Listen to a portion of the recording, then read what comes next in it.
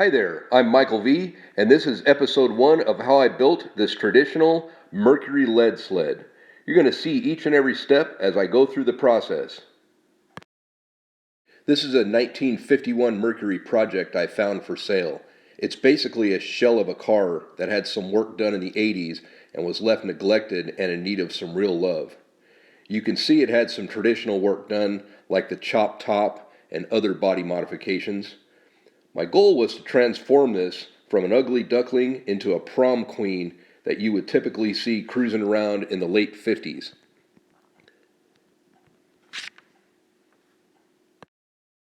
You can see it was hardtopped using a 1950 Mercury rear roof section. Look at these 1980s Cadillac taillights that were grafted in, and the horrible body filler work that these guys did. Additionally, they used flipper door handles off of a Honda, and this windshield was actually made out of plexiglass. If you take a look carefully, you're also going to see they tried to French in headlights. They rounded the hood corners, which is traditional. Most unfortunately, after looking at the hardtop, it didn't match on both sides. Also, I noticed where they made the graft, you'll see the big crack. That is full of body filler. Little did I know till later on. Last, we've got a whole bunch of parts that came with this car. Some I used, some I didn't. Pretty good selection here, but most of it was unusable. How about we put it on the tow truck and take this thing home and see what we really got? You can see this had a molded in front bumper. It had hood scoops on the sides, kind of traditional.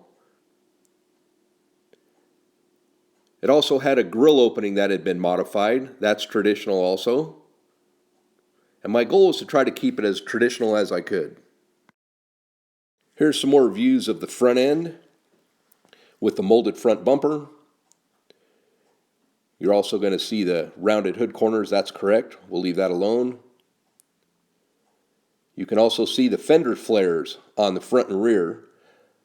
Unfortunately, those were done with electrical conduit and body filler. The 1951 Mercury also has extended fenders, which somebody cut these off. They added these Cadillac taillights to and molded in the rear bumper to smooth it. Once I removed the completely welded front end, I was pleasantly surprised to find a nice chassis underneath the car that was made for late model stuff. First order of business was to modify and fabricate a full-blown firewall that would actually work. There was really nothing there originally. So we took this sheet metal, we put bead rolls in it to stiffen it up, welded it all in place, and stiffened up the body for much security and much safety as it needed. Once the firewall was complete, I found there was no inner fenders.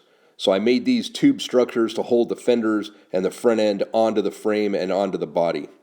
It actually worked out very well and is super strong. The front end shored up, I needed to extend the rear fenders out. I found this 1955 DeSoto that a guy was parting out and cut the whole rear end of the car off to Graft. As you can see, I'm adding the fenders and the taillights, and eventually the rear bumper and everything will be set up in this car too. Took a little while, a lot of metal fabricating, lots of sheet metal work here, but it's starting to look a lot better already. I'm going to keep the gas filler door on the outside of the car for safety reasons. The next order of business was to graft on the rear bumper and build a rear splash pan. I just needed to see something change on the car, and this made a dramatic difference. As you can tell, here's the splash pan beginning, and then you'll see the bumper. And the bumper was actually shortened a foot. I took 6 inches out of each side so it would fit this car the right way, and then welded it all back together. I think it turned out great, and it looks like it's supposed to.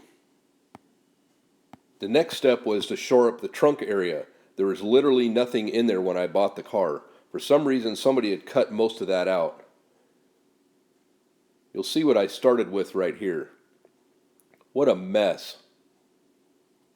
Here it is looking from the inside of the car out. There was just a big hole there. I started by filling it in with heavy sheet metal and welding it into the body properly. Once everything was filled, the next step was going to be to add a gas tank.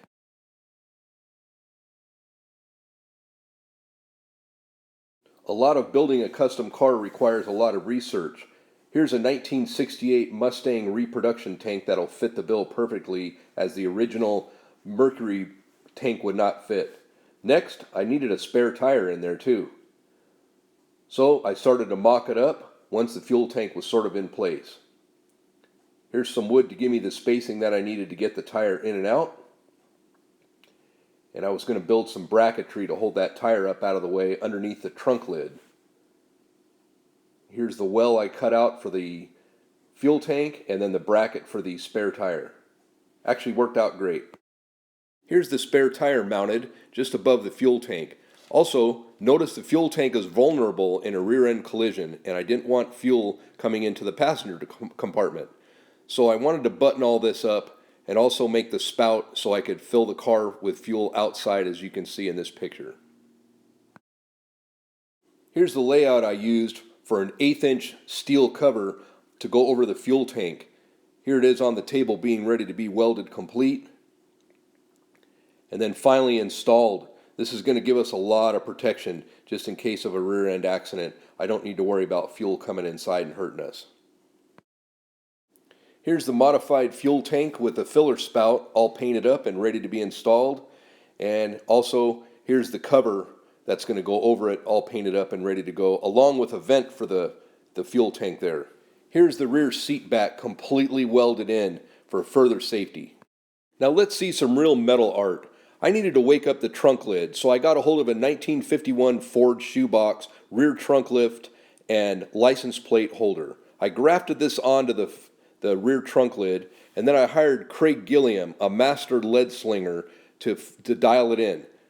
This is what makes a real lead sled. Look at the artwork that this guy does. You can't deny how beautiful it is. This is all done with files. You cannot sand this because it's dangerous. The next episodes I'm going to show you even more. Stay tuned.